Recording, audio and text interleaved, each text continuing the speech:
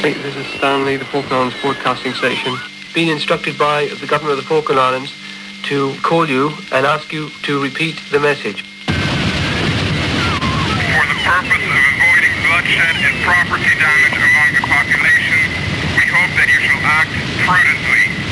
Our concern is for the welfare and safety of the people of the Malvinas. This was a message from the Argentine Armed Forces. 4 a.m., April the 2nd, 1982. Argentine Navy cameramen film their invasion of the Falkland Islands.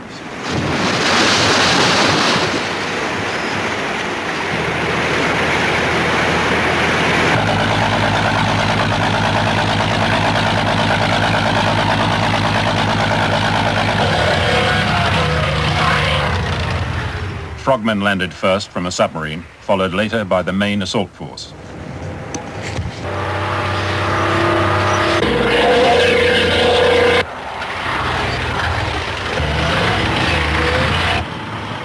It was an historic day for Argentina.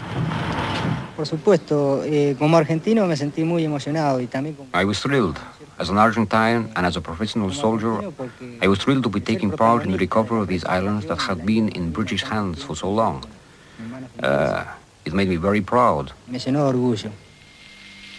This is the Falklands broadcasting studio. Now, we've just had a call from Alistair Grieve. Alistair, I understand that you've sighted some of the vehicles, have you? I had a quick look down through the curtains and all I could see was smoke, so I honestly haven't a clue what's happening. But there's been some really heavy bangs, the whole place is shaking. It's a bit nerve-wracking to say the least. There's a lot of machine gun fire and fairly small arms fire as well. And where are you giving this report from, Ali? Are you standing up, sitting down, or what are you doing? I'm lying on the floor, boy.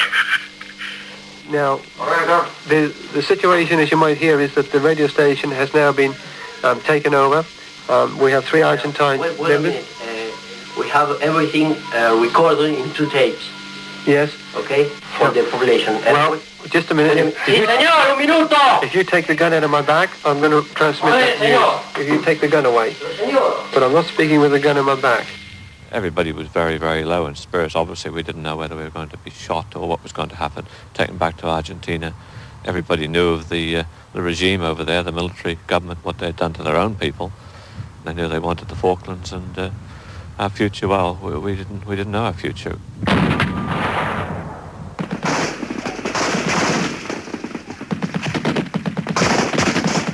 By 7 a.m., after fierce fighting, Government House was completely surrounded. En la inmediación de la casa del gobernador, muy próximo. I captured 2 Royal Marines near Government House. They were waiting there, lying on the ground with all their weapons. I saw another Marine trying to reach Government House. So I covered him with my machine gun and made him come towards me.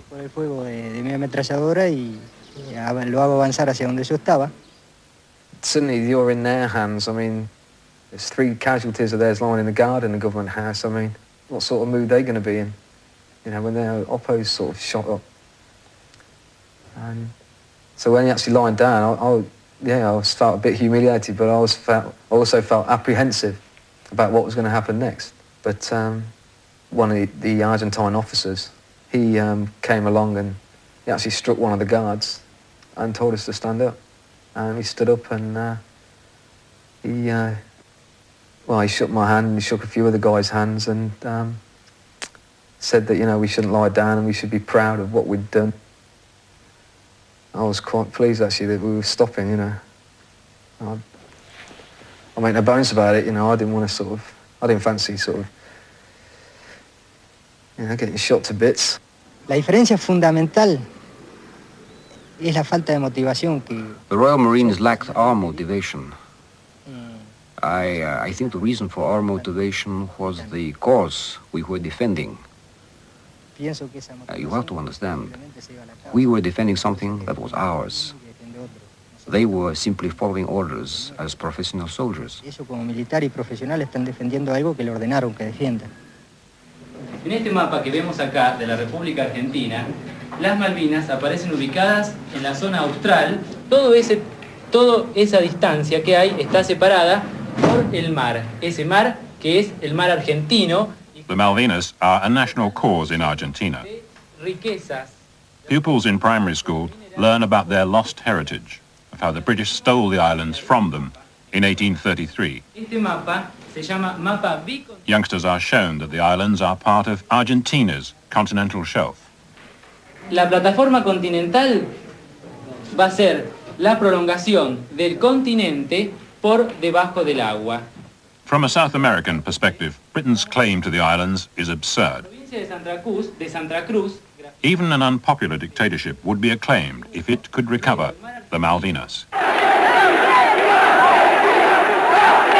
When news of the invasion reached Buenos Aires, the crowds went wild.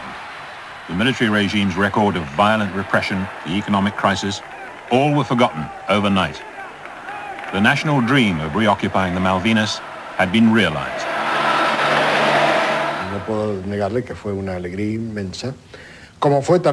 I can't deny that I was immensely thrilled. It was thrilling to see the huge crowd outside Government House supporting our action regardless of their political beliefs. The workers had demonstrated against the government in that same square only a few days before. But now even the trade unions were there supporting Argentina's stand. So I can't deny that it was one of the most moving moments of my life. Quizás unos momentos más emocionantes y más importantes de mi vida. Have you heard from the governor at all this afternoon, sir?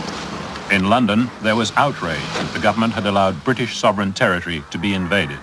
There were rowdy scenes in Parliament, swiftly followed by resignations. It is a national humiliation, and I have been responsible for foreign affairs, and I do not think it is right that when that happens, the minister responsible should just go on as if nothing had happened. And I think that the honourable thing to do is to resign. Britain's prestige was severely damaged. The government turned to the armed forces.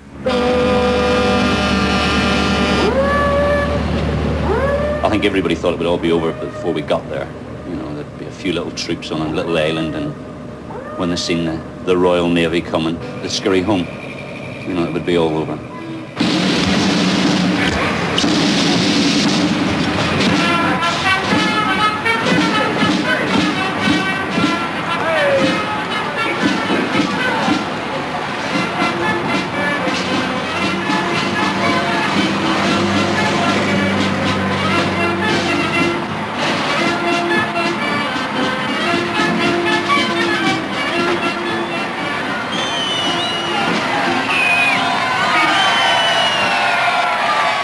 Thought, why the hell did he want to invade somewhere at the top of Scotland, like? Because nobody understood where the Falklands were. I hadn't got a clue.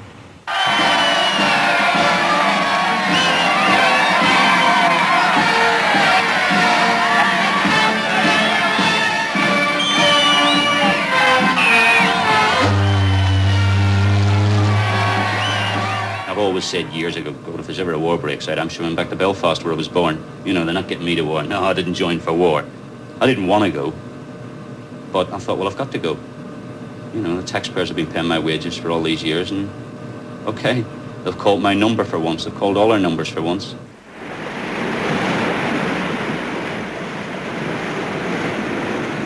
As the task force steamed south through the tropics, few of those on board thought they were actually going to war.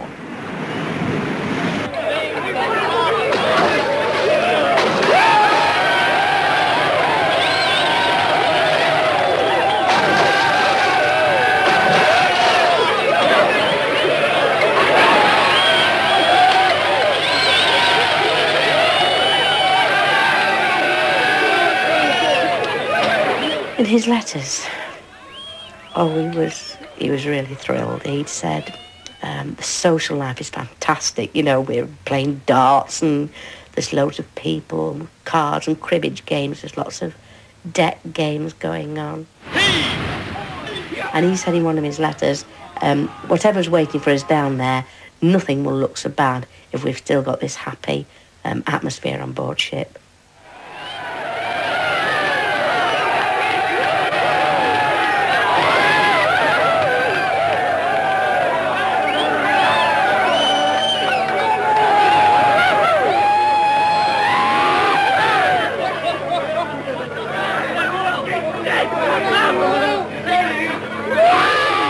There was a curious air of unreality on the way to Ascension. None of us really thought it would come to a war at that stage. Every day we listened to the BBC World Service about the diplomatic manoeuvres that were going on, and we genuinely believed there would be a diplomatic settlement, and we were merely an extension of that diplomacy. We had to learn Spanish. Virtually the only stuff that we did learn was things like Manos Arribas and Rendazi, which means hands up and surrender. We didn't think it was much point in learning sort of I surrender or anything like that. Many of them had adopted a rather belligerent, gung-ho attitude. One of the helicopter pilots told me that he'd never dropped a real depth charge on a live target, and he was quite looking forward to it now. And one of the Harrier pilots said that what Britain needed was a small war like this. It would do morale no end of good.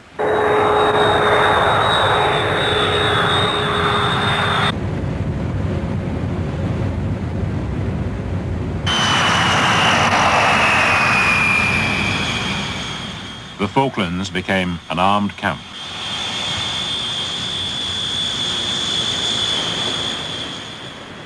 In their thousands, young conscripts arrived from Argentina. La primera vez que ingresé al pueblo, veía que todo lo que había. The first time I went into Port Stanley, I noticed that everything was English. There was practically nothing there to remind me of Argentina. I remember picking up a little nail and it had Made in England written on it. Clavito. Decía Made in England, el clavito. Entonces, So I started wondering what it all meant. I thought, where am I? What is this? I had been told that we were going to the Malvinas to defend our people. But it turned out that they weren't our people at all. So you had to ask yourself, who were the invaders? Them or us? Malvinas Operation Theater Command, communique number 4, guarantees the continuity of the way of life of the people of the islands, respect for private property, freedom to enter, leave, or remain on the islands. Furthermore, the population is exhorted to continue normally with their activities. One of the first things they said when they arrived, that nothing would change, and the next things they said was how things had to change. We had to drive on the other side of the road. We had to have passes to go around Stanley. We weren't allowed out of Stanley. And people, of course, thought back to the Second World War and how it must have felt for the French and the Dutch and the countries, in Europe, occupied by the Germans. Our military presence grew till about 10,000 men surrounded the village, so Port Argentino became almost like a tiny island in a sea of troops. Yet I'm proud to say that throughout our occupation of the Malvinas, there wasn't a single case of rape or attempted rape. There wasn't a single case of assault. There were a few burglaries. Any offenders were court-martialed and sentenced whether they were conscripts, NCOs, or officers. The house next door was unoccupied. Our neighbours were in the UK. We had the key of the house. We realised there were a lot of Argentinians banging on the door, knocking. My husband said, well, rather than let them break the door down, I'll go out and give them the key. He was immediately taken by the Argentinians and made to kneel at our front gate. It was a bitterly cold day, Sunday afternoon. For about 20 minutes, over 20 minutes, he was kneeling there in his shirt sleeves with a submachine gun at his back. I never realised just what it was like when you can't sit down. I tried to sit down and I couldn't. I was so tensed up, I was so worried. All I did really was walk to the kitchen and made a cup of coffee and came back. I didn't know that in 20 minutes, half an hour, one can drink so many cups of coffee. And I put on Land of Hope and Glory and opened the windows, and I felt that, knowing my husband's sense of humour, that if he were to die, that if the last thing he heard was that, at least he would die with perhaps a little smile on his face.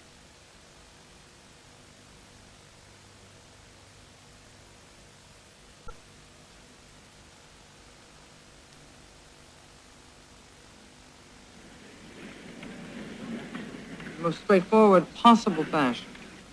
That The United States was anxious to avoid a war between two of its closest allies. The whole conflict seemed to be strange. It seemed to be much less important than it obviously seemed to both sides, because the Falkland Islands by themselves did not seem to be objectively that important, if I may say so, to anyone. And yet suddenly they had become the focus of this enormous, intense conflict.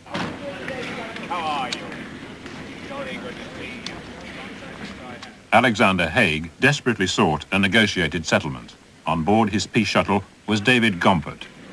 Well, of course, the most memorable recollection one has about London was Mrs. Thatcher herself and the way she presided over the War Cabinet and spoke for Britain in the negotiations. She would allow others to speak, to address particular aspects of it based on their expertise, but in all cases she would have the final word, and in some cases she would explicitly overrule a senior member of her cabinet. She was never in any doubt.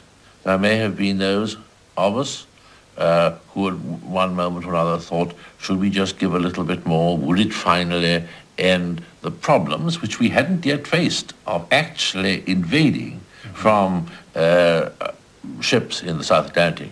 But she was totally resolute. In London, we did not find a very positive disposition toward negotiation.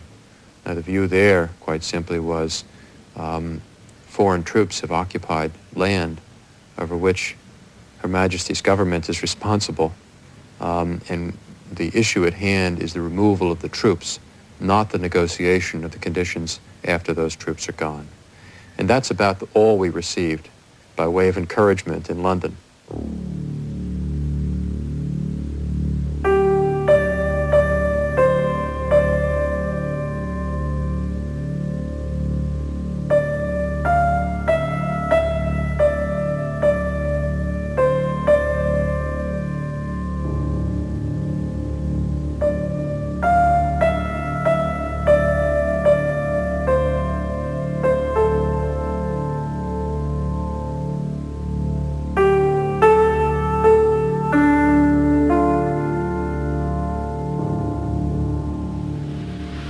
The stormy waters of the South Atlantic brought with them a change in the atmosphere on board the ships of the task force.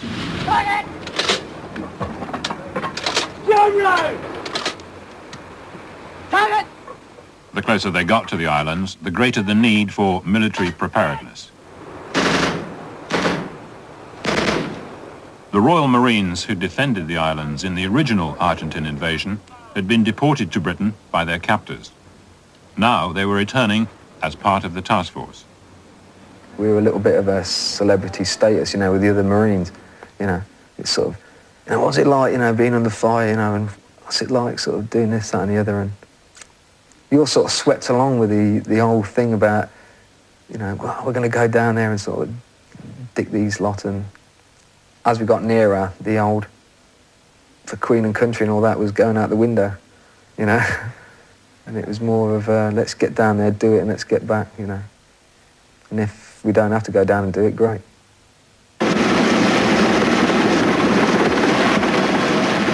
I was quite convinced we were going to fight. I've got far too much imagination to be brave or gung-ho or anything like that. My company commander, John Kisley, was in many ways of the same opinion as me. I remember once talking to him, and we just had a photograph taken of the whole of the company, which was left flank, and we looked at it afterwards, and he said to me, well, it's rather sad, but some of those faces won't be there if we take a photograph on the way back. I thought about it for some time, and I decided to write my wife a letter and to explain to her how much I loved her, my feelings for her, things that she could remember me by, a piece of music, a place to go. I gave her some advice as to how to behave as a widow, as I remember. And it was difficult for me to write. The more difficult one was to write to my son. And I don't think, even now, I haven't reread it, but it was certainly blotted with tears. Having written them, and it was the hardest thing I've ever done in my life, I then posted them to my father and asked him to pass them on in the event of my death. Arriving in Buenos Aires, the peace shuttle met a series of setbacks. It is clear tonight that the task will not be easy, but the stakes are so great that they demand the ultimate effort on the part of all participants in these discussions. Thank you. The mood on the streets was jubilant.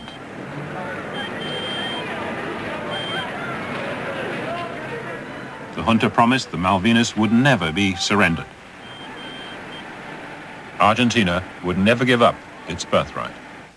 There was about their attitude a kind of frivolousness, first of all, as though they were not really serious, as though they did not have a sense of what war would be like.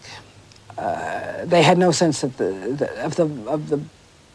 tragedy of war and of the loss of life. They had no sense that they were going to be defeated. As I pointed out to them, surely they were going to be defeated. They had no experience in war. They would be fighting one of the world's great powers, which Britain is, and they couldn't even treat the matter fully seriously. They couldn't decide among themselves, and it was clear by then that they had decided, in fact, to go ahead, if for no other reason than that they were incapable of uniting in a decision not to go ahead to war. It was our failure to grasp that agreement, our failure to make it stick in Buenos Aires, that in fact had removed the last hurdle and permitted the forces to engage and the killing to begin.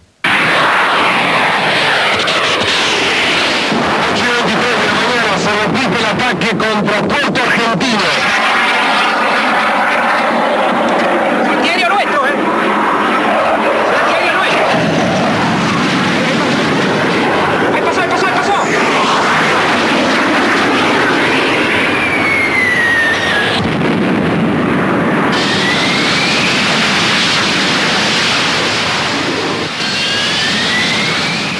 May the 1st. Britain launches an airstrike against Argentine positions around Port Stanley.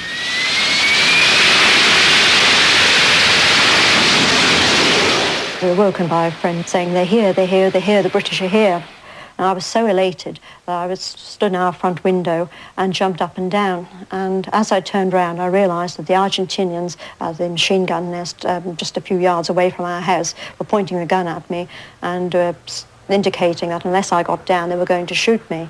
So needless to say, I very quickly got out of the window.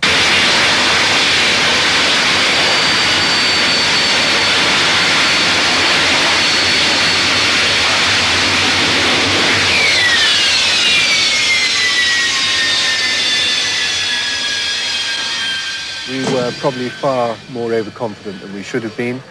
And I think the general feeling was that, well, we've given the Argentinians a bloody nose, and very soon they'll turn around and say, that's it, we don't want any more, and everything will be over.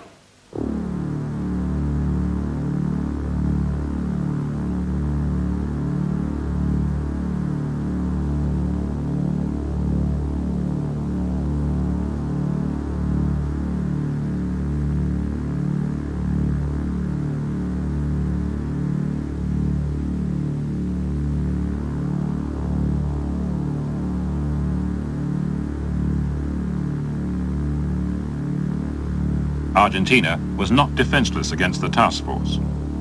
It too had a powerful navy which set out to find the British fleet and sink it. There were new warships equipped with modern missiles. But proudest of all was the World War II cruiser USS Phoenix, now renamed after one of Argentina's greatest heroes, General Belgrano. Serving on the Belgrano was the goal of every professional sailor, because of her tradition and because of what she represented in the Argentine Navy.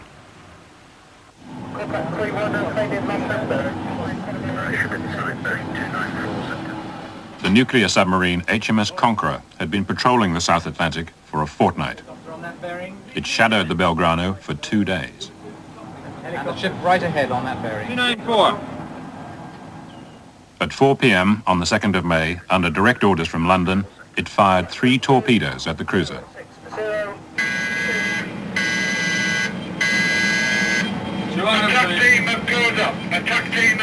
Two struck home. Esa primera explosión fue realmente la que causó la mayor cantidad de muertos en el buque. The first explosion was the cause of the greatest number of deaths on the Belgrano. About 275 sailors died as a result of that explosion and the massive flooding that followed. 4 seconds later came the second torpedo, 15 feet from the bow. Those 15 feet practically disappeared underwater. All the crew members assembled by their life rafts, waiting for the order to abandon ship. Tomo la decisión de ordenar ese abandono. I finally decided to give that order, and surely it must be the most painful and tragic order in a naval officer's career. Debe ser la más importante y la más trágica de toda su historial marinero. Uno se siente imposibilitado de no poder salvar más gente, sabiendo que hay más gente abajo. We knew there were more people below decks and there was nothing we could do to rescue them. We could have tried, but it was just impossible. All we could do was try and collect the wounded from the main deck and take them to the life rafts. Most of them had been burned by the explosions and the fires. We knew that we were leaving behind lots of our friends. They were below decks, hoping that we could somehow rescue them. We just couldn't get to them. I couldn't bear it, leaving them behind. Pero usted sabía que ahí abajo estaban sus colegas, sus amigos. En otro puesto de guardia. And there was nothing you could do. Nada.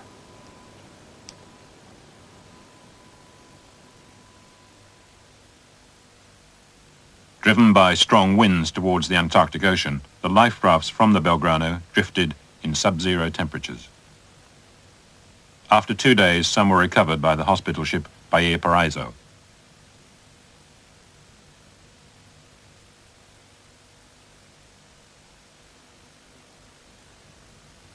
Many of the Belgrano sailors had died of exposure.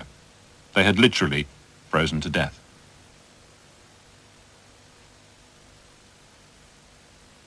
Venía sobre el techo de la balsa. Se ve que en un último intento de ser visualizado y de que era una balsa ocupada. I remember we sighted one life raft, and it had somebody on top of it who seemed to be asleep. He was so well wrapped up that all you could see was his face. He had his survival suit and his life jacket. He was well prepared. At a distance, he seemed to be sleeping peacefully, with his hands folded under his face. He had obviously climbed on top of the life raft looking for rescue ships. When we brought him aboard, we found out that he was dead. That young officer was Lieutenant Gerardo Sevilla. Tuve un llamado telefónico de mi hijo mayor. Me dijo, ¿estás escuchando? That night, my other son called, and he asked me whether I'd been listening to the radio. I said no, I'd been watching the television. He said he'd been listening to some ridiculous stories on a foreign radio station, but he didn't say anything else. So I went to bed, and early the next morning I switched on the radio, and the first thing I hear is that the Belgrano has been attacked. Que se hundió, bombardearon el crucero General Belgrano. I rushed to the phone to call my son and my sister, and it turned out that they had been up all night listening to the news. That was the start of my long night. My long nights. La larga noche, las largas noches. El lunes no aparecía. The next day, no news. On Tuesday, nothing. That afternoon, the parish priest at the church just across the road from my home said a special mass. All my neighbors and relatives came to pray for my son's safe return. But it was not to be.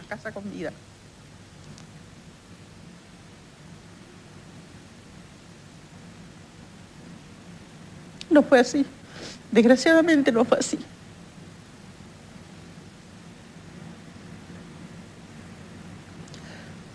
Fue muy angustiante. He was just a boy. He was 6'5". Chico que medía 1.90. So happy. So healthy. Con toda su vitalidad, sanísimo. Oh well. He wouldn't like to see me crying like this. En fin. Él no quisiera que yo estuviera así en este momento.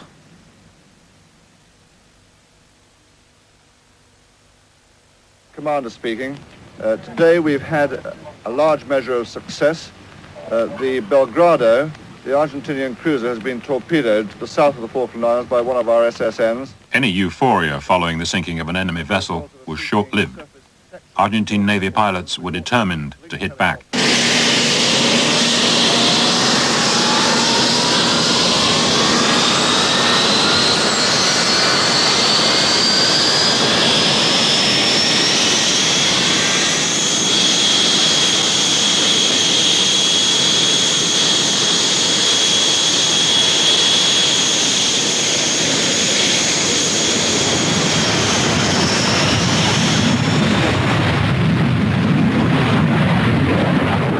They took off from airfields in southern Argentina, equipped with Exocet missiles, and went in search of revenge.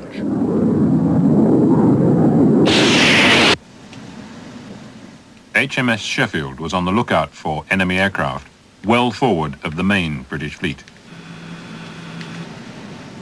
Blind, AWOL, one probable target, 01010. Go fast, direct the radar. The sea was very calm, we were looking out to sea, and I thought that it looked like a torpedo was on its way because the sea was shimmering and shaking, if you like. So I said I thought there was a torpedo.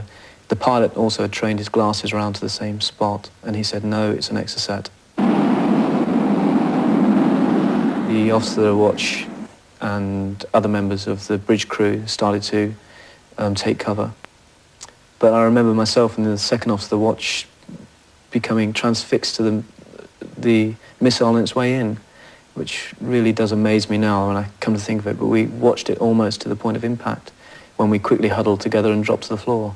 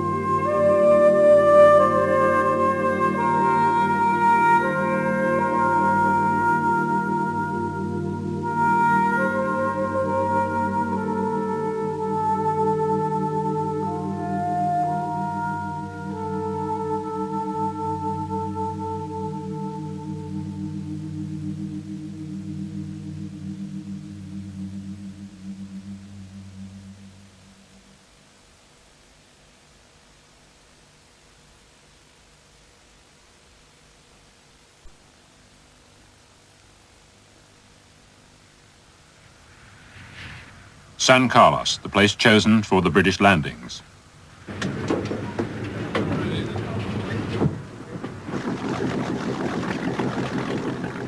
The special boat squadron had been watching the area in secret for weeks.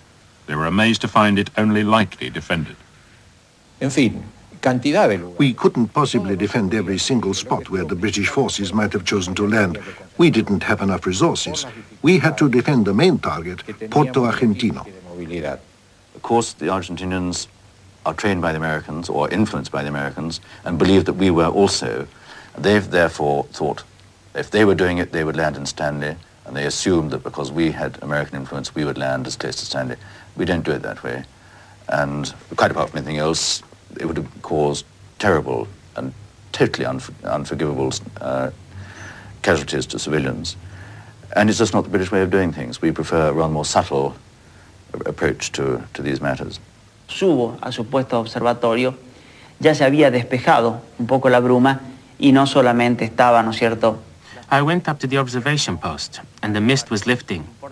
I could clearly see several frigates and transport ships, and there were dozens of helicopters flying about and landing craft coming towards us. Terreno firme de la isla.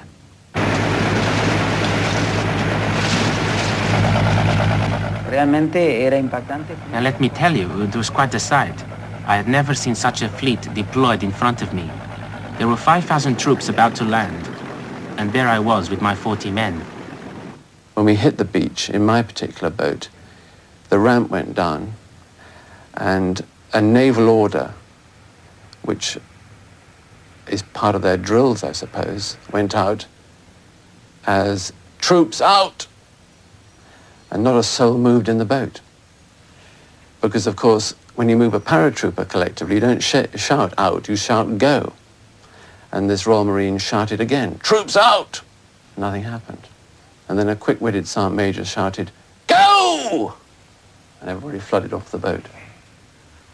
The actual landing was a bit farcical in the sense that we all thought we were going to war, but there was no opposition. So you had 500-600 screaming paratroopers coming off a landing craft onto a beach. Never having done that sort of thing before, was so used to going to war or exercise by parachute that chaos reigned for some little time where companies had to regroup and go off to do their own individual tasks. So if the landing had been opposed, I think we'd have been in a little bit of trouble in the early stages. As his troops came ashore, Brigadier Julian Thompson feared an air attack on the ships at anchor in St. Carlos. He tried to alert London to the danger, without success. I was very conscious of the fact that I was responsible for the lives of a large number of men. I sent a letter in which I said, we will, of course, carry out the landing because that's what we've been told to do, but you should know that if we are attacked by the air and the enemy are successful in their attacks, we will take very, very heavy casualties indeed. Politicians must never show military advisors that they are fearful of too many casualties. Because if you do that, you will put caution on the commanders right down the way when caution probably may not be the right answer.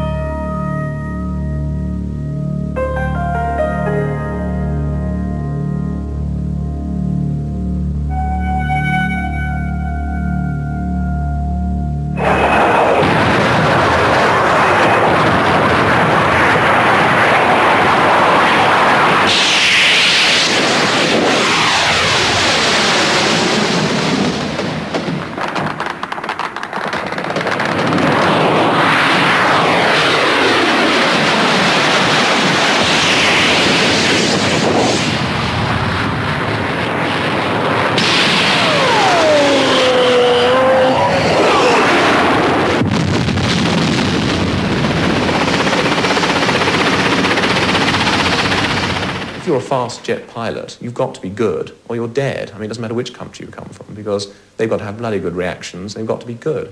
And the Argentinians, if you imagine, well, are they sort of racing drivers, polo players? I mean, what better sort of chap to have sitting in a fighter? Yo tenía un radar altímetro graduado a 30 pies. I set my altimeter at 30 feet, but I must have gone lower than that because the alarm went off several times. We were flying at 450 knots, and at that sort of height, well, it's quite a peculiar experience. I saw the masts of the frigate up ahead, and we lined up for the attack. They knew what they were doing. They knew how to attack the ship. So they all lined up, one after the other, and came up the stern. At that time, the captain ordered full speed. We tried to manoeuvre get our 20 millimeters to bear. But it seemed, whichever way the captain turned the ship, there was an aircraft lined up on the stern, ready to come in. El buque estaba reaccionando bien. El buque había incrementado su velocidad al máximo. The ship was reacting well. I could see that it was moving at top speed, making for the open waters in the middle of the channel, trying to maneuver away from us. By this time, the ship was directly below me. So I banked over her, dropped the bombs, and escaped. I certainly felt that the skipper below me knew what he was doing. As I flew away, I heard my wingman say, "Well done, sir," which meant that at least one of my bombs had hit target. De mi numeral, que decía, "Muy bien, señor." Eso me indicaba que de mis bombas algo habían dado bien. The pilot, Mike Crabtree, just went very silent as we came down over the hill and flew through the smoke. And in the back, we couldn't see what was happening. We could smell the fire smoke. And then we came to the hover off the port quarter and looked out, and it's a sight I shall never forget. The fires of hell burning in that ship. She was at anchor, the gun pointing straight up at the sky, all the hydraulic power gone. The flight deck just smashed in and opened up with a can opener. I remember waking up again. The dining hall was pitch black. I could see that my hand was injured, but although we had my anti-flash glove on, I could just see a mass of blood around the hand. And though no pain, no feeling at all, I thought, well, they can sew fingers back on these days, there's no problem. Had a quick feel over the rest of my body. I had a large piece of formica sticking out the top of my head here. I pulled out, threw away. I then tried to get up, and I was unable to. I could get up on all fours, but I was unable to crawl out from whatever it was that was stopping me moving. Dreadful feeling, dreadful. Did you think about getting out then? Getting out. I thought a little cheated at the fact that I'd survived this far.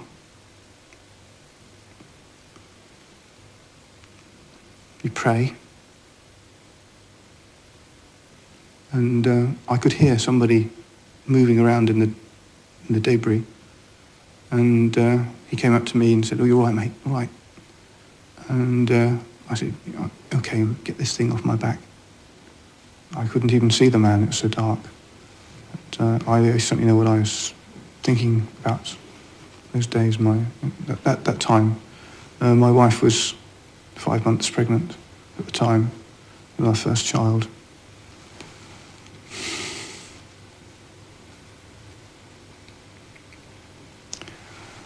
And I wanted to get home.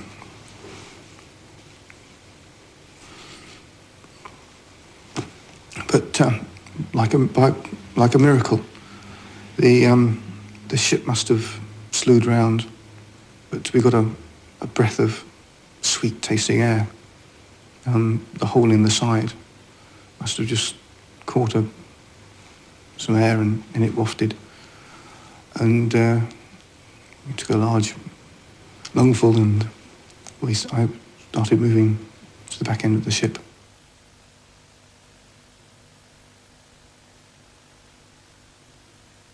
I sent them all off, and then I sort of stood there on the bridge on my own, with people getting nearly all my men were off by then, and Yarmouth had put her stern onto our bow because we were sinking by the stern, and I finally walked forward and stepped off onto her, and it was very sad. And as we moved away from her, I know a lot of my chaps were in tears. Were you? Yes, I was. Yes. Cuando yo tiro mis bombas, no estoy deseando. When I bomb a ship, I'm not trying to kill anybody. I certainly wasn't trying to kill the ardent crew. What I'm trying to do is to put the ship out of action, hopefully without causing any casualties. That's how I felt throughout the war. And that's how all my colleagues felt. Le diría a usted entonces ahora si pudiera al Capitán West, ¿no? Al Capitán West, bueno. Captain West? Well, I tell him that I regret sinking his ship, and I'm sorry that some of his men had to die. But I was doing my job just as he was doing his. Mi tarea, así como él estaba cumpliendo la de él.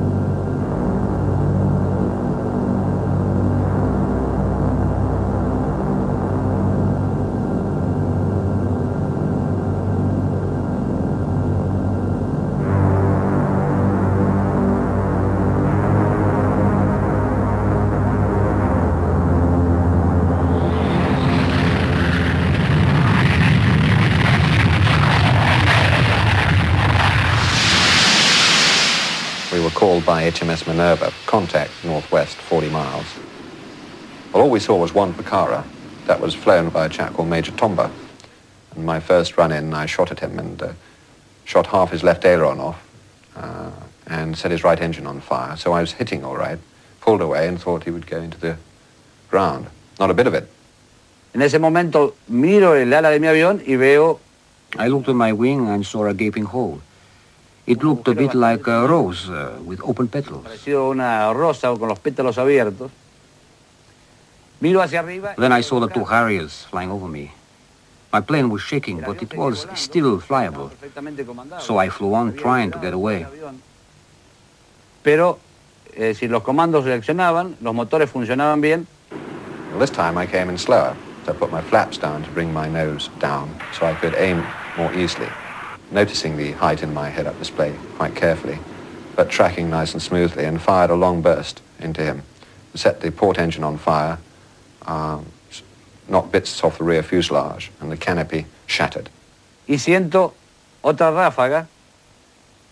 Es decir, el avión sigue vibrando. I felt another burst hitting my fuselage.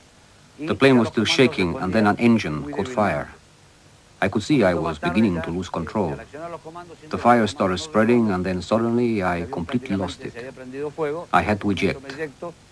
I fell very near the plane, about 40 or 50 meters away. And I thought, well, what a character. I mean, he should have got out after the first pass. He stayed with it until it just wouldn't fly. Got out just before it hit the ground, and apparently walked back to Goose Green. He was captured later. And I have nothing but the highest respect for him. I mean, that was real bravery.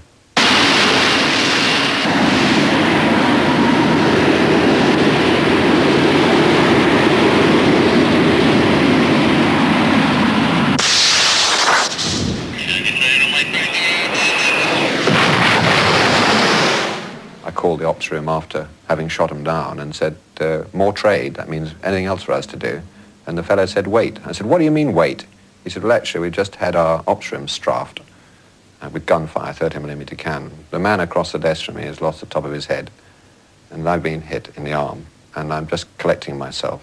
And I felt awful. And I said, okay, sorry about that. And within 7 seconds, he was back online saying, right, we think we've got trade for you up to the north.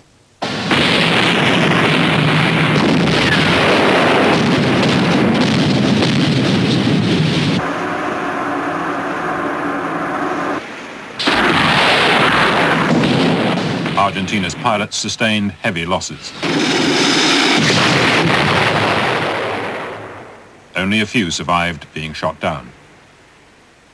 Personalmente pensaba que me iban a tirar al agua. Claro, porque esa era la... I really thought they were going to throw me overboard. Well, I suppose that when you've just been captured, you tend to be a bit paranoid. They were taking off my survival suit and pointing at me with this rifle.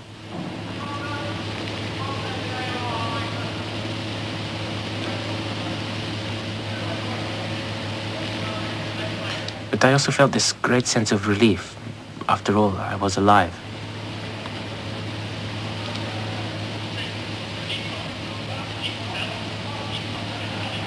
Right, wrap the black kids around him and let's get him away.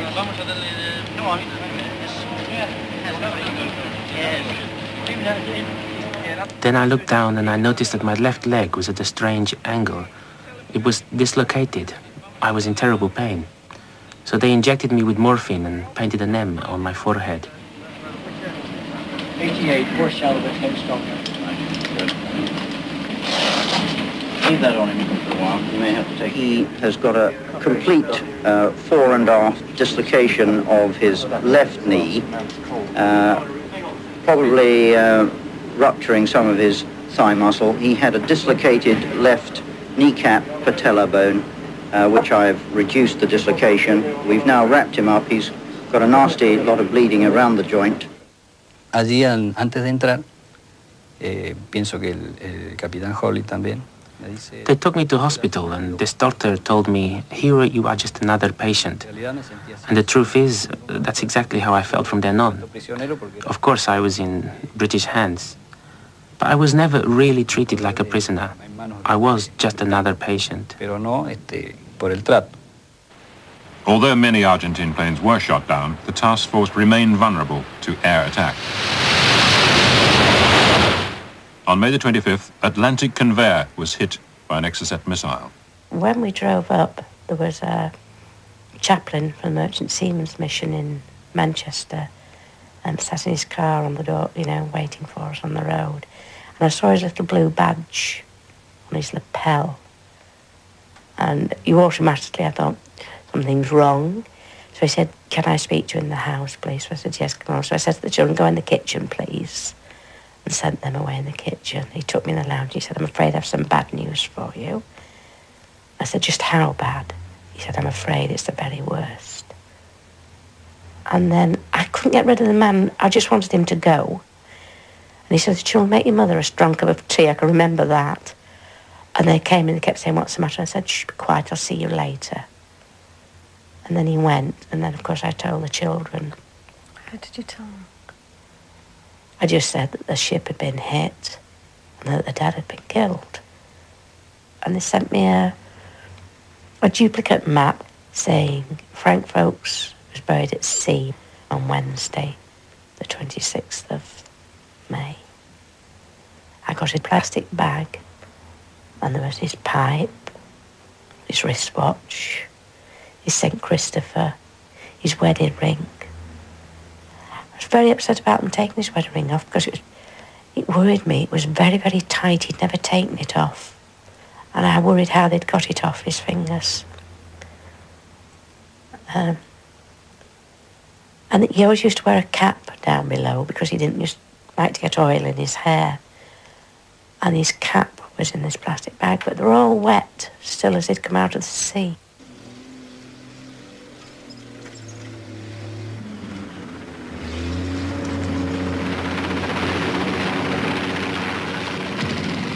British forces digging in at St. Carlos were held up by the loss of vital equipment on the Atlantic Conveyor.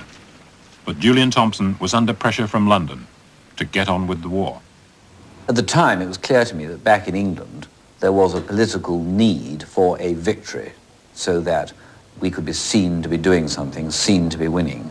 I think there were many of us who were worried initially that having got a beachhead at San Carlos, we were going to get stuck there and not be able to break out of it. Because everybody has memories. There were memories of the time it took to break out of the beachhead in Normandy. And in terms of the whole of the Falklands. It wasn't a big area, but just to be stuck in a very small area and confined there would have had all sorts of troubles in every way, not least on the diplomatic front, because if we didn't get a move on, all the proposals for ceasefires would become stronger, and ceasefires which would have conditions which would not have been beneficial from our point of view, all those risks. So a breakout was very important. Though you are quite happy, or though you don't mind, if you like, dying for your queen and country, you certainly don't contemplate dying for politicians. I was summoned often to the radio telephone to speak with the superior headquarters in Northwood, and on one particular occasion I can remember, after a particularly irritating telephone conversation, walking out of the tent and saying to myself in somewhat of a temper, I shall win the war for these buggers and then I shall go.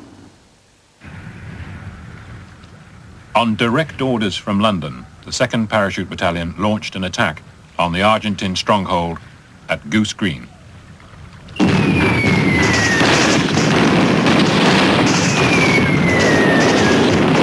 It's dark. There's an enormous amount of noise. There's incoming fire to you. There's white phosphorus going off to provide smoke and illumination. There's tracer coming towards you and going away from you. There's fear running through you. You close up towards the trenches. You throw grenades. You fire your weapon. You bayonet. It's savage, gutter fighting. Everything you've ever experienced before is nothing like it. It is basic killing. In command of 2 Para was Lieutenant Colonel H. Jones. H. Jones was a warrior. He wasn't a peacetime soldier. He was single-minded. He was aggressive. He was determined, charismatic leader. Everybody knew that he was in charge. The CO got on the radio to A Company and told them to get a grip and speed up and continue the movement, which they couldn't. So he said, I'm not having any of this, and decided to go up and join A Company. To say he got a little bit pear-shaped would be a slight understatement. When he made up his mind that a thing was going to be done, then it was going to be done. You don't actually get time to think. If the CO says you do something, then you do it. You might think bloody fool afterwards or during it, but you get out and do it. And the CO said, we're joining A Company and we're going over the top. So we joined A Company and we went over the top. Once we actually got down there, then we're in a slightly better position. But when I got there, behind the CO, he didn't stop. He kept running. So I thought, here we go. And all of a sudden, somebody behind me shouted out, watch out, there's a trench on the left. And I shouted to him to watch his back because I could see what was going to happen. And he ignored me, or didn't hear me. I would think he actually ignored me and charged up the hill to neutralise the trench that I was firing out. As he got to within 6 or 7 feet of that trench, he actually got shot from the trenches behind. You know, that you could actually see, and I saw the round striking the ground behind him, coming up, gradually getting towards him, and actually shot him in the back. And the impact of the rounds hitting him actually pushed him right on top of the trench that he was going for. The signallers in his headquarters had prepared a phrase, sun rays down, so that I would know that something was wrong with him, which would be the key for me to step in to the breach. And in this confusion, over the radio came this cry, sun rays down. And I couldn't believe it. And I actually asked for verification. And Colour Sergeant Blackburn, his signaller, shouted again, sun ray is down, for Christ's sake. And then the surge of apprehension and fear and would I perform well enough? What do I do now? What's the situation up there? Ran through me. I was slightly numb in the fact that, COs aren't supposed to die. and the actual implication of the commanding officer taking on an enemy position frontal was sort of comic book stuff that you read about and you don't really think that it should happen. I turned him over because he was lying on his back, got his webbing off and actually found the wounds, and at this stage he was still conscious, although slipping into unconsciousness. So I stayed there trying to keep him warm with extra windproofs and his unquilted jacket, and unfortunately some time later he died. Lieutenant Colonel Jones, Captain Wood, Captain Dent, Lieutenant Barry, Corporal Hardman, Corporal Sullivan, Corporal Fryer.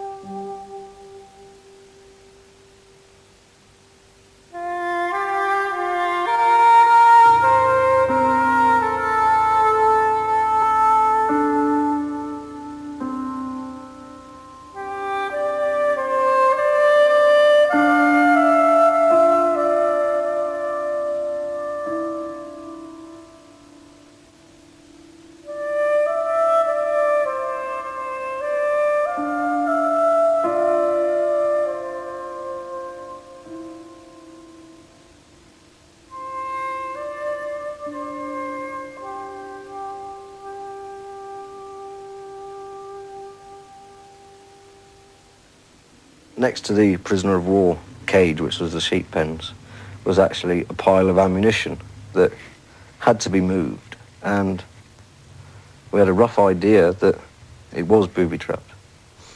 And we asked the Argentinian officers if they would move the ammunition for their own safety.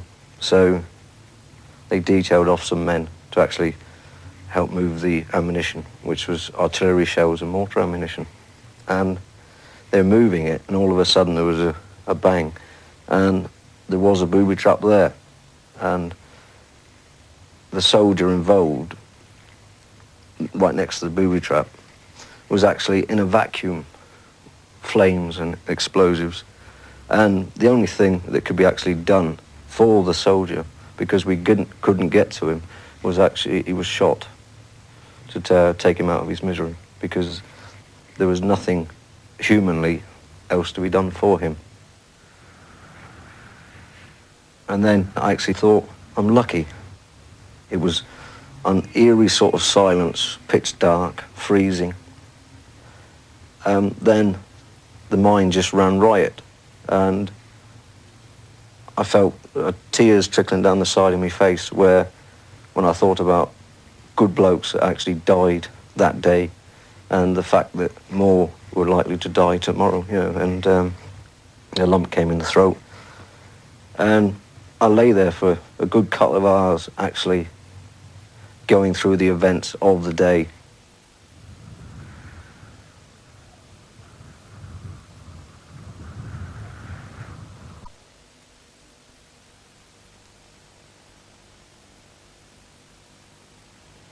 In readiness for the advance on Stanley, reinforcements were brought into St. Carlos. To avoid a long march, the Welsh Guards were moved aboard the ship Sir Galahad. It set sail for a place called Bluff, Cove.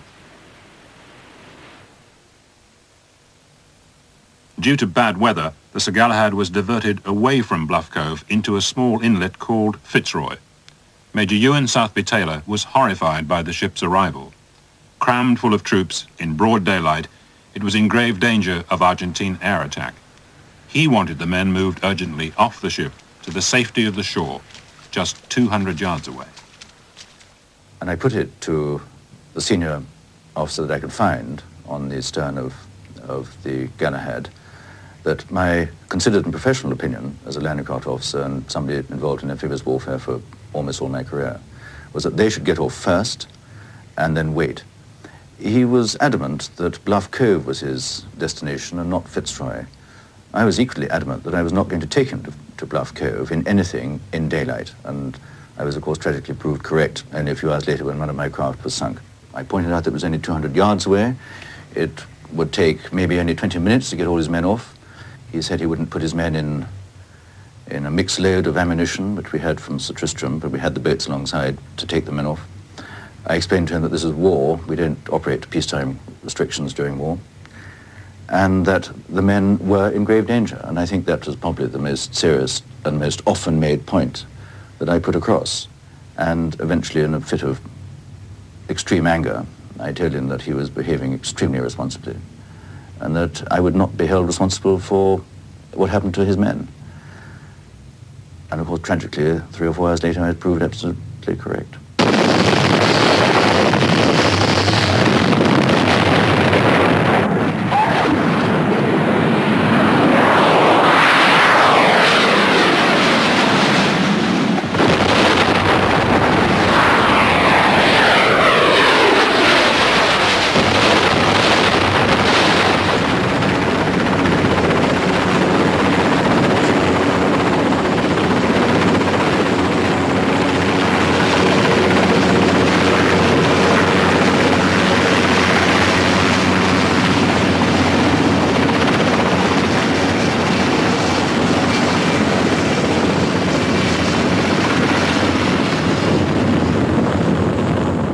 Bodies screaming, shouting, and the ship was one big fireball.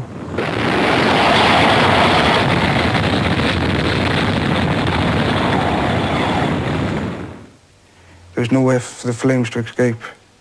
They rebounded and came back and caught most of my back, my legs. And that's where I actually caught fire. And as I was trying to get out, I fell over. That's how I did my hands.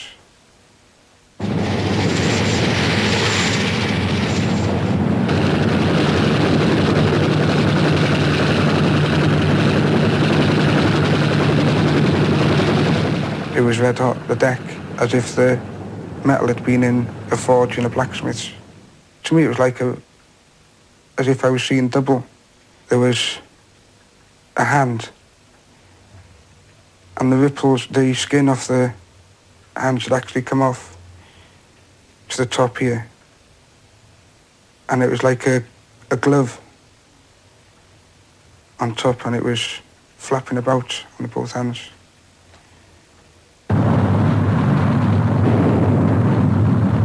When I came round, I don't know how long, I couldn't have been out that long anyway. So all I could feel was a burning sensation on the lower part of my left leg.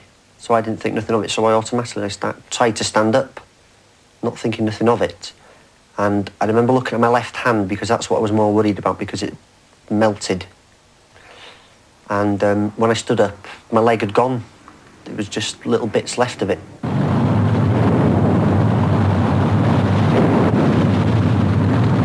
As I was looking around, you could see other people that were injured, probably your mates, whatever, but you couldn't recognise them because of the blackness of the face, the hair burnt. It had gone all black and it started bubbling and sort of scabbing up, and it smelt awful.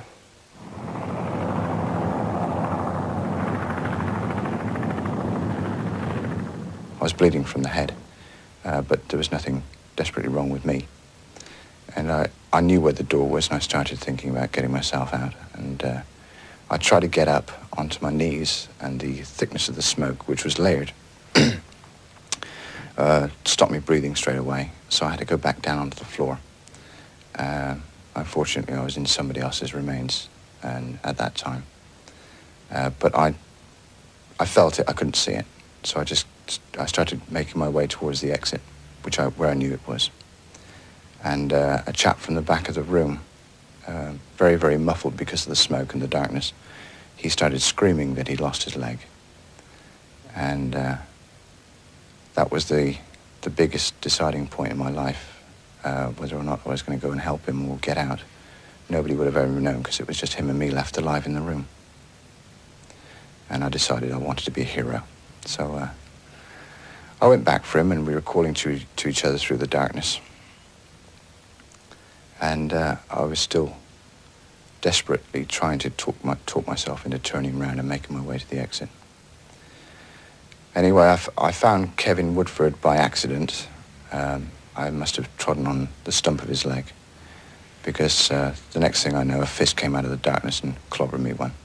And Kevin was very, very obviously hysterical. I couldn't find my morphine or his morphine. Everything was confused for me. And we carried the morphine around our necks. It's called Omnipon. And he was a big man, and the only thing I could do was to put my arms underneath his arms and start dragging him along the floor in the direction of where I knew the exit was. Well, all the armchairs and settees had turned into barricades, and as he was so heavy and I couldn't lift him and I couldn't breathe as well because of the smoke, I was having to bulldoze my way through the barricades. And I very quickly lost all my strength. I was just losing control completely. I got him about 3/4 of the way down the room when I whispered to him that I had to leave him. I was going to go and get help.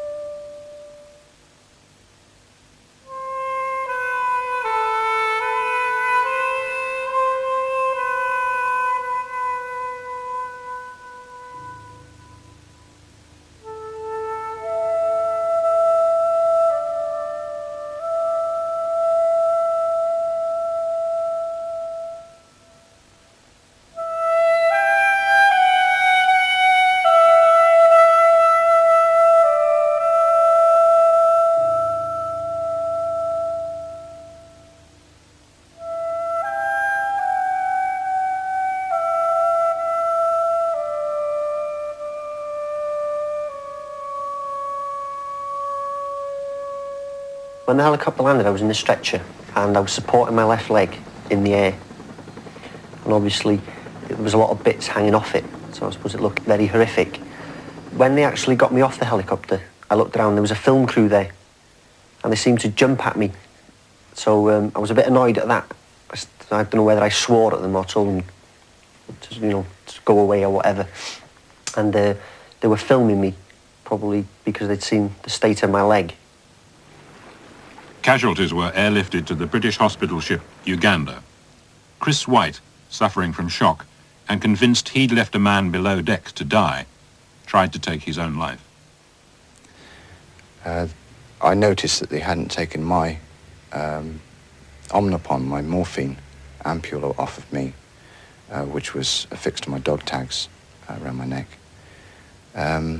So I administered the morphine to myself, into my chest, aiming for the heart. And I just moved my shirt over to one side and punched it in. But obviously the needle wasn't deep enough. And I was spaced out for a while. A little while after that, the padre came down. He'd heard about this particular person who kept on trying to do these silly things. And he'd also been talking to a young man up in intensive care who had had his leg taken off by the action on the Galahad. And he put two and two together, and he came down and took me to Kevin Woodford. And I couldn't recognize Kevin because, like I say, when I first met him, it was in the dark. We took one look at each other, burst into tears, and that was it. It's the most incredible feeling. All the burns victims were treated together in a converted officers' mess on board Uganda. This awful sort of stench of burning. And quite close by to the mess, there was a very tiny galley. It smelled like somebody had burnt toast. I mean, you just sort of open the doors and there was about 40 bears with black faces. And it was a feeling of horror, I suppose, and you just wanted to sort of close the doors and turn away and run. And then you thought, God, you've got to hide this horror you have on your face. And you just walked in and tried to smile and get on with your job. They had very little hair, no eyelashes, no eyebrows. Their hands, at the time, they'd been put into what they call Flamathine bags, which are a bag that go over the hand with a special cream that they use for very bad burns. You just wanted to go back to your room and cry your eyes out because you felt so desperately sorry for these people.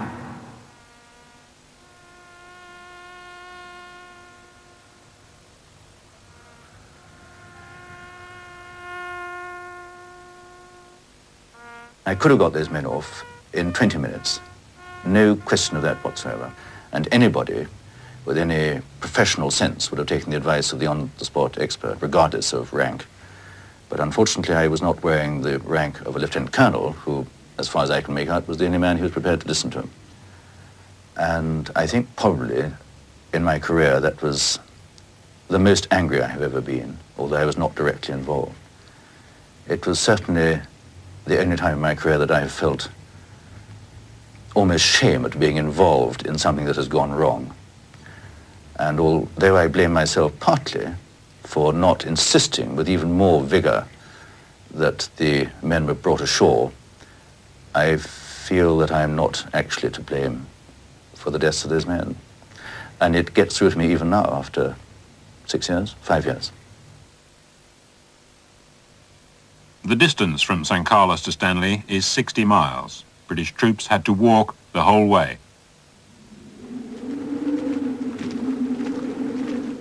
This yomp was carried out in extremely harsh conditions, freezing temperatures, snow, and driving rain. Fresh water you couldn't get, so obviously, you take what you can, out of the ground, and we would sort of stamp onto the peat or dig holes until we got a puddle, because it was always sod on the ground. Scoop the water in a mug and put some sterilising tablets in. Now, this water was absolutely black, but I mean, you drank it.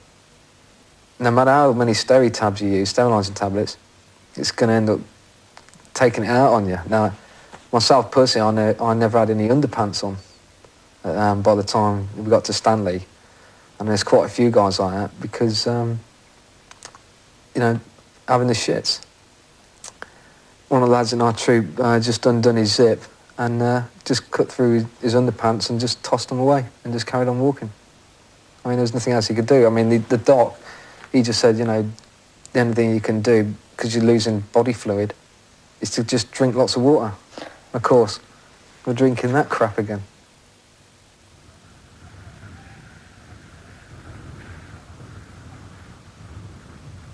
As the British troops closed in, the Argentine conscripts could only wait.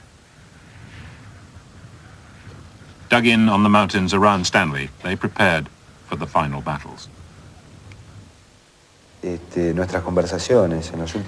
those last days, all we talked about was how many would die. 5, 10, 20. We felt this impotence. We were waiting for death, and there was nothing we could do about it.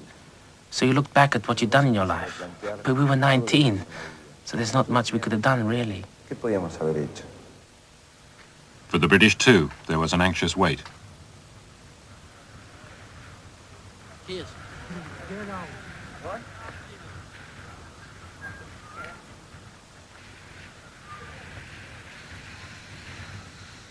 Troops had to sit it out until the order to attack was given. Nothing happened, and the tension was pretty sort of electric, and we were all moving in extended line, and still nothing happened, and we were just waiting. And after a while, people, you could almost feel almost a sense of relief. People were beginning to think, well, they've bugged out, they're not here anymore. And just as we were beginning to feel that, there was suddenly, literally, the horizon just lit up in a complete sort of sea of white flashes.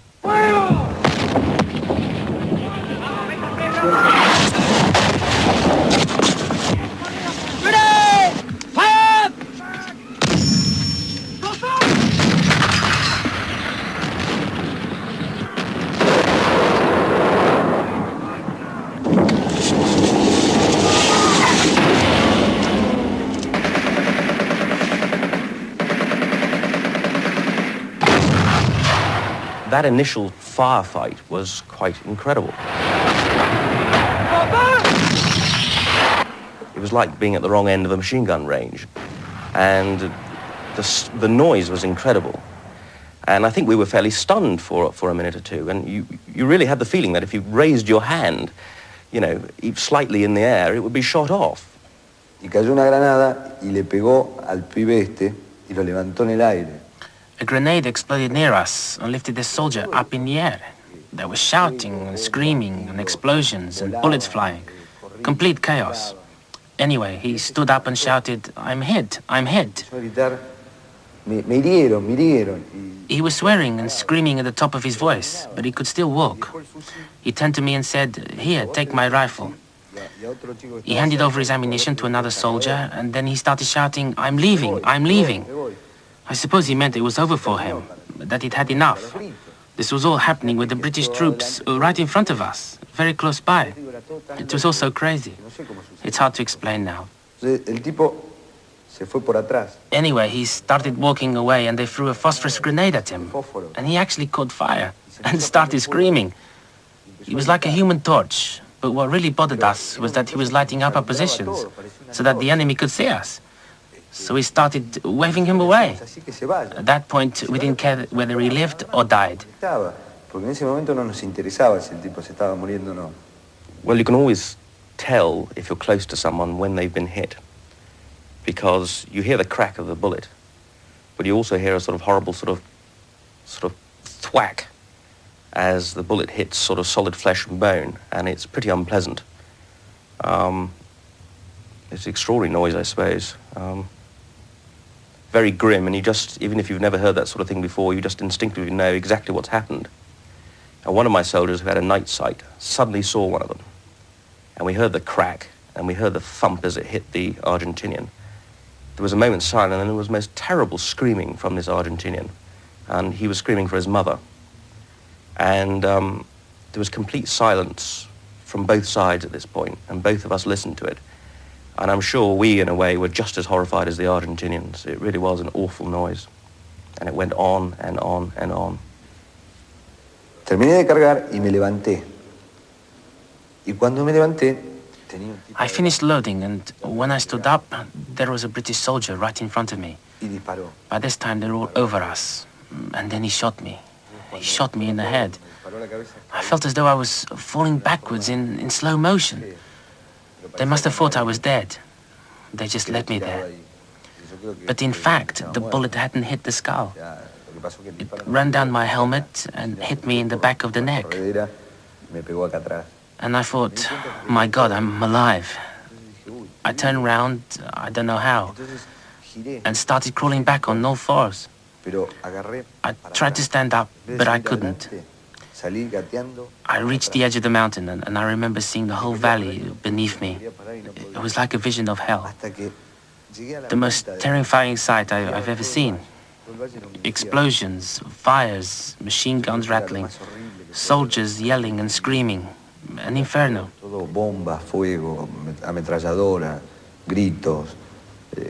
I felt everything spinning around me. And when I tried to stand up, I fell down the slope. Y cuando me paré, me caí.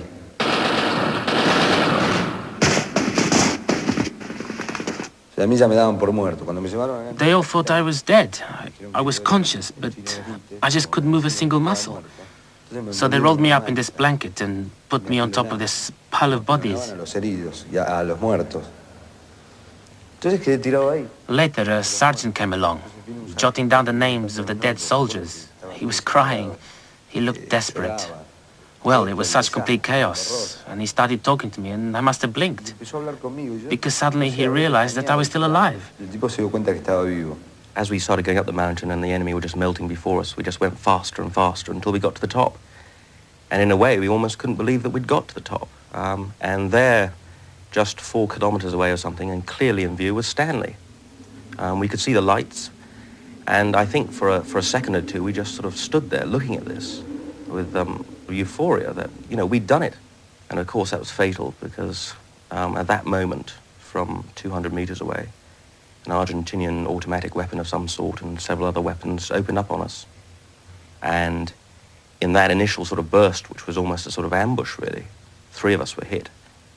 I saw the person in front of me just spin round, sort of pirouette round. He'd been hit in the hand, and the force just sort of literally knocked him spinning like a top. And there was a crack behind me, and someone had been hit behind me. And it all seemed to be in slow motion. In fact, it was just my brain thinking rather faster. But as I turned to run into the nearest cover myself, I suddenly felt something like enormous sort of hammer blows on my legs. And the tracer from the rounds was like sort of scarlet rods all around me. And I noticed that my right leg especially, both my legs, but especially my right leg, was very sort of stiff already. And there was a sort of brief burning sensation through the muscle on my right arm. I put my right hand down to touch my leg, and 2 of my fingers went in up to the knuckles. And it was at that point that I realized I had actually been hit.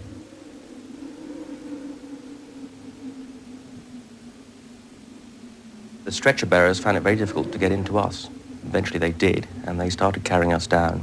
And then the next thing I knew was that I was lying a short distance from my stretcher, and there was complete silence. I never heard the blast or anything. Whether I'd been knocked unconscious for a short time, I don't know. I turned round, and the stretcher bearers basically were in pieces. At least one of them was completely blown to pieces. It really was wretched. I just couldn't believe it.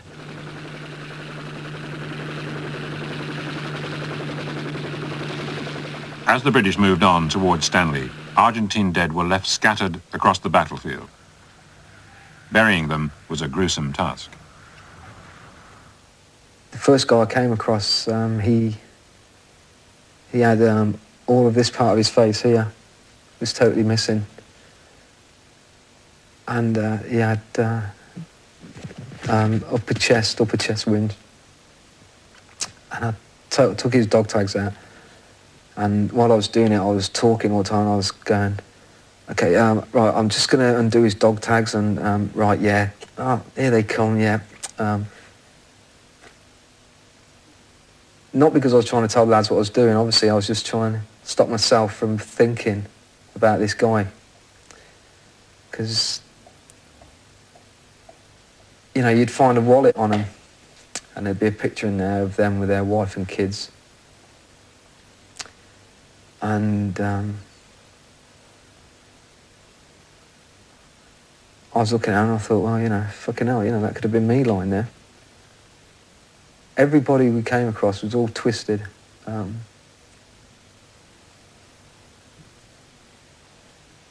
You could see the agony, you know, that these guys had been in when they died.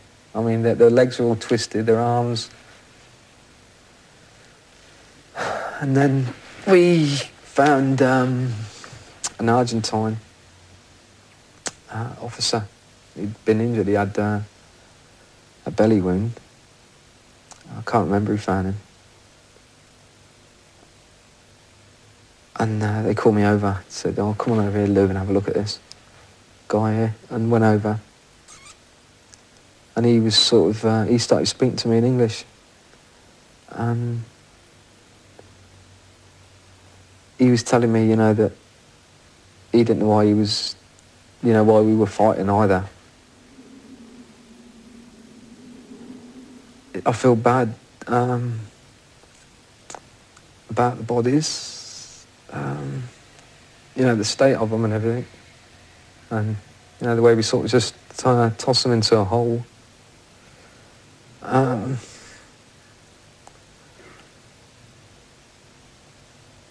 Yeah, they were just kids. The guy that was injured, you know, I wish Nate that he'd never spoken English, like, you know, and he died.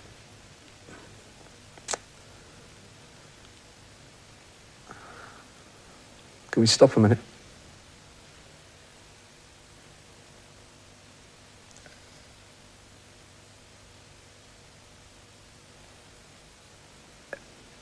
It took me 4 years to cry about a few dead people. Because obviously you can't cry then.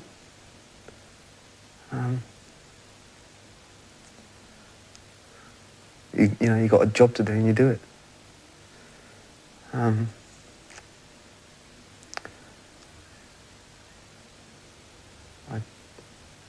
I still feel, even now I feel,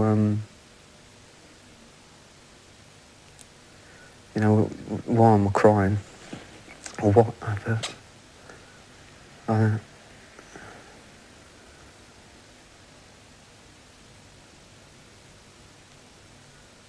I'm afraid I just don't see him as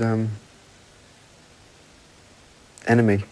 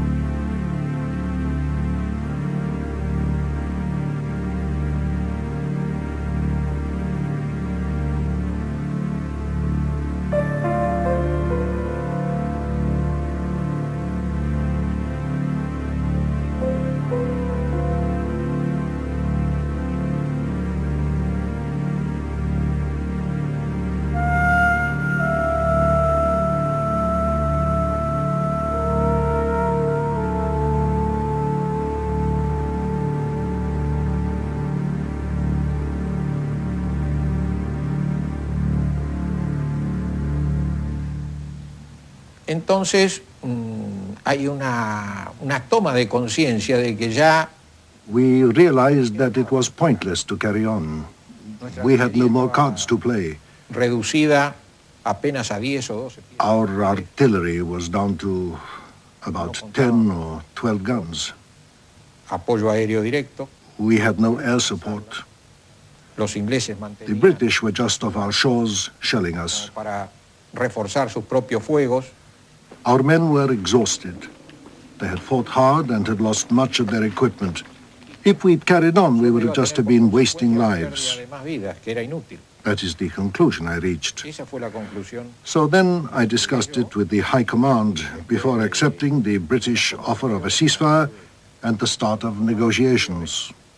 Resolví aceptar el cese del fuego ofrecido por los ingleses y más tarde se produjeron las conversaciones correspondientes. Yo sentí una congoja muy grande. Para mí era... It really hurt. We had been defeated and I felt defeated. What really stuck in my mind was seeing the Union Jack flying after the surrender. That was quite a blow. I was so angry and frustrated that I broke down in tears. I remember thinking about all I had been through. The hunger and the cold, loneliness, and the death of so many of my friends. And after all that, there was the British flag flying over us. It was unbearable.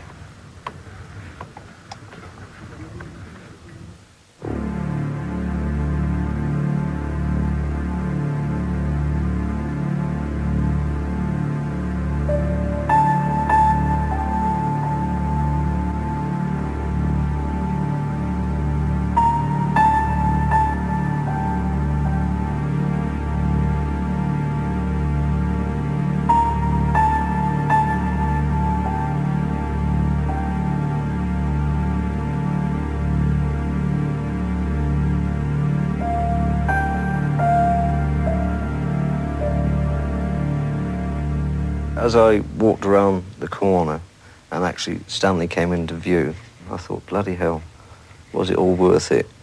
It was smelly, dirty, and it just wasn't my idea of what Stanley was going to be. The whole place was chaotic, with guns and ammunition lying about, the odd dead body. Every other building seemed to have a red cross on it, and there was the smell, which is unmistakable, of death. And we eventually went to the top floor of a little house which we requisitioned, which we shared with one of the companies of 2 Para. And during the night we turned on one of our radios to the BBC World Service, and we heard about the surrender from the BBC 8,000 miles away, which was being conducted in a building 800 yards from where I was sitting. And we all felt the most enormous sense of relief. And my main feeling was that no more young men were going to have to die.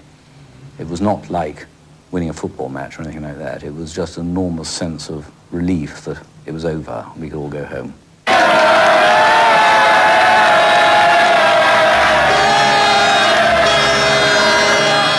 We sailed in early that morning. Everywhere that you looked was small boats packed with people to cheer us in. And it was a brilliant feeling, really, because, you know, it did make it then seem worthwhile.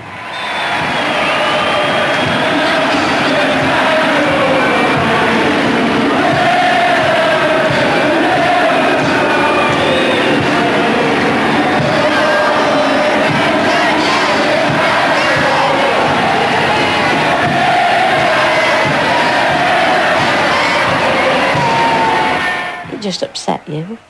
You felt very bitter towards the people that were coming back, not as individuals, just because they'd all come back and Frank hadn't.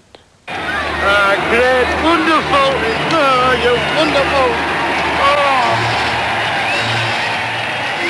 Though on the surface there seemed to be a lot of razzmatazz, the homecoming in many aspects was fairly subdued as a personal experience for many of us. There was a feeling that we didn't want to leave the environment in which we had spent so long among our own comrades, amongst our friends, people we knew, and go into a world which was full of people who didn't know what we'd gone through, who were perhaps putting the wrong connotation on what had happened, who were perhaps reveling in the fact of victory for the wrong reasons. And I actually, in some ways, felt somewhat reluctant to walk down the brow of that ship in amongst it all.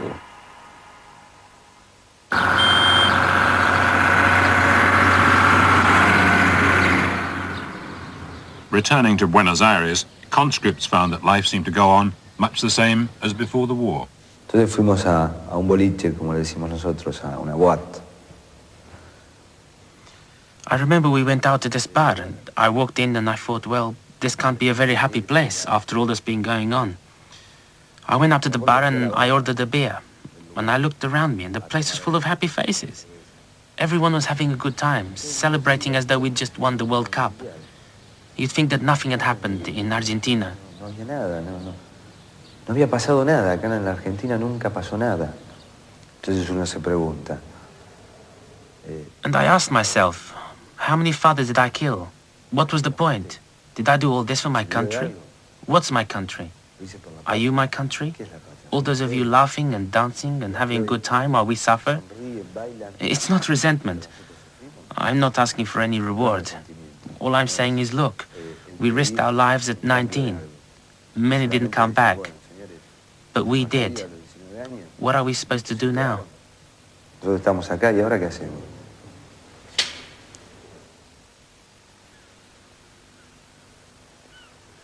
I asked to go down to South Sea and drive along the seafront before we finally returned to our home. And as I drove along the front there, people were having their summer holidays. They were eating their ice creams, they were sitting in their deck chairs, and they were generally passing the time of day, enjoying themselves. And I felt as if I wanted to pick them up and shake them and say, look, there is a war going on. People are getting killed. And somehow I felt for them that the war was something that happened at 8 o'clock in the morning when they picked up their newspapers or switched on the radio, or at 9 o'clock at night when the TV news came on. I didn't go home for the first sort of few days. I didn't like all the flag waving.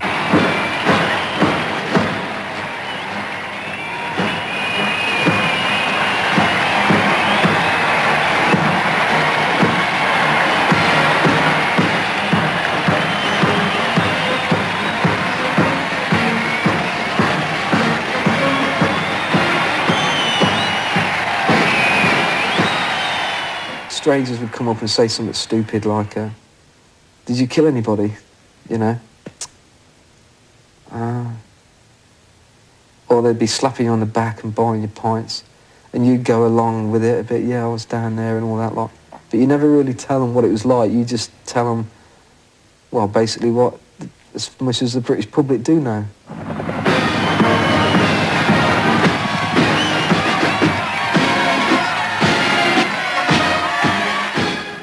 I don't think there are any best moments. The whole affair is one of tragedy. War is a messy, dirty, miserable business. And we should never, ever allow ourselves to go to war. We, the British people, are proud of what has been done. Proud of these heroic pages in our island story. Proud to be here today to salute the task force. Proud to be British.